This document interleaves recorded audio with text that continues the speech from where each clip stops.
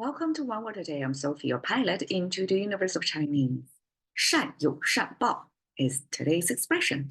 And actually, there is a second part of it is 恶有恶报. Like, if you do good, you're going to have good payback. If you do bad, you're going to have bad payback. So normally, because it's a reverse meaning, we skip the second part. We just say 善有善报, especially using this to encouraging people to continue their good deeds, even if immediate return is, invisible to them. So 善有善报 is a Chinese belief or reasoning of, I guess, through thousands of years of human lives and the sequence in their lives. If they do good, most likely they're going to have good ending, something like that. I'm not sure if it is it could be comforting to hear that, right?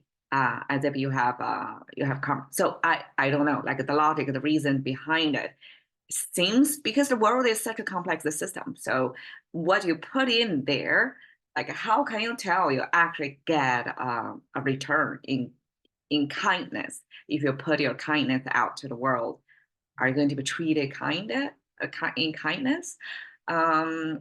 Sometimes, occasionally, it's not true, right? It's not a direct, one-on-one, immediate, visible thing. But I guess in Chinese language, we put it this way to encourage people to continue their good deeds, even if there is no evidence or convincing way to say you're going to get good return eventually.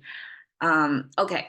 Shan, we talked about this in one episode, just this character a few months ago, and it's made of the sheep symbol. Sheep in Chinese represent the best sacrifice meat, means the best kind of, I guess, the best kind of premium.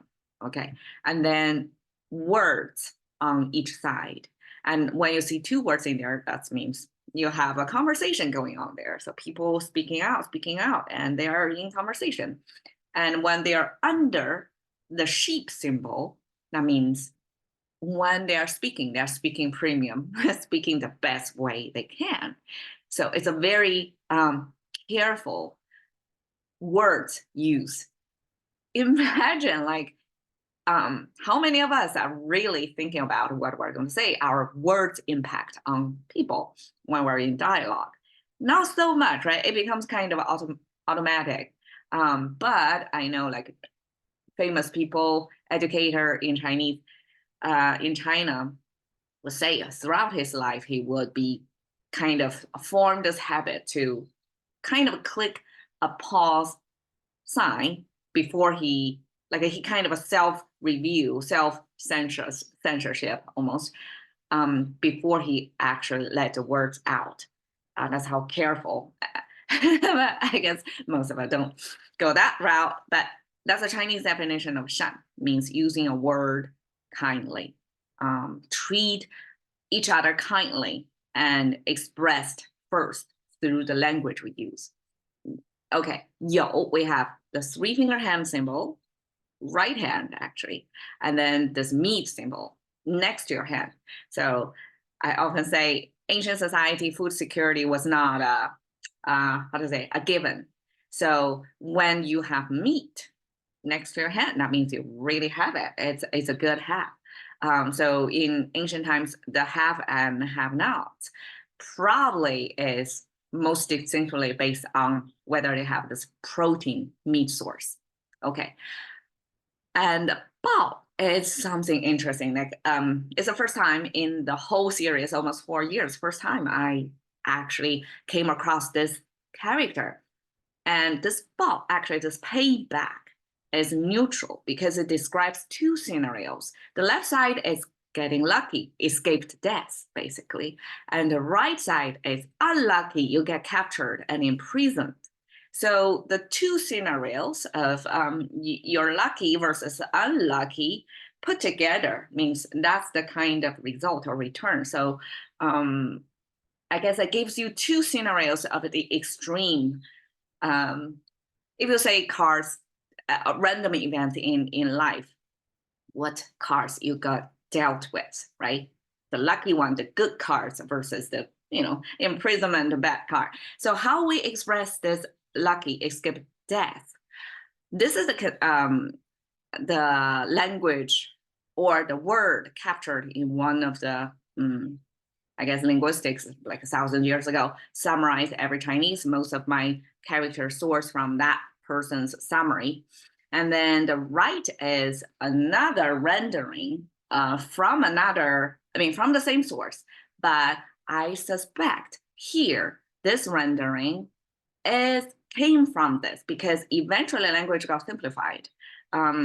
Over here, you write things so, because there are two concave signs here, it's difficult to write. So eventually, the bottom concave sign got straightened out, and here the concave got simplified to that.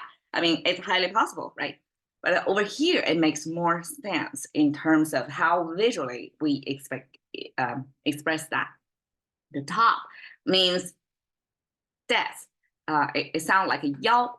So when actually this type of death in Chinese express premature death.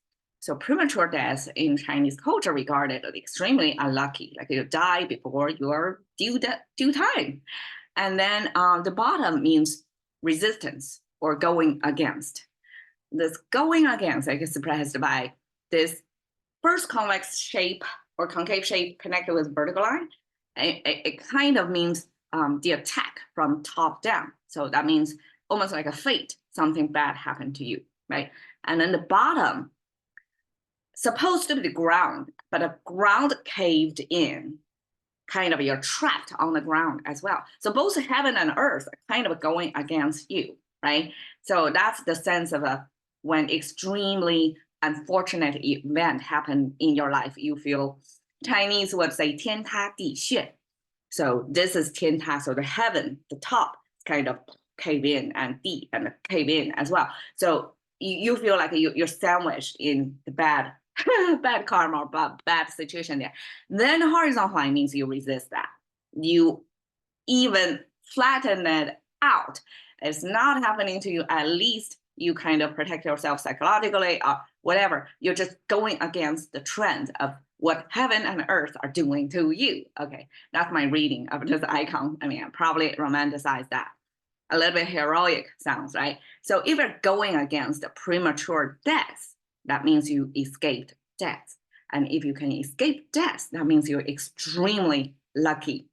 So escape premature death in Chinese, or resist premature death in Chinese means you're lucky. We simplify, like all that logic got simplified into one concept, lucky. Okay, resist the premature death, lucky. The right side is a person kind of kneeling down, and it's again streamlined, simplified, so it's hard to see. But this is a side view, kind of, this is the torso, the head simplified, the torso, and it's supposed to be kneeling down, kind of this way, if you look at it. Okay, and then that's like a person in submission. And then we have a 3-finger hand symbol again, you can see, right? In different contexts, it kind of distorted slightly to fit the frame. But this bottom right, 3-finger hand reaching out, that means somebody is in control of you while you're in submission. So we can easily imagine that's kind of you're captured, you're enslaved or imprisoned, you lost your freedom, right? So that's unlucky. You have lucky on the left side, unlucky on the right side. So both consequences or results you get combined together means the type of payback you get. So 善有善报 is a Chinese way to say good karma. If you put positive energy out there, you treat people kind, eventually you're going to get kindness in return. 善有善报. Thank you for your time. See you another day.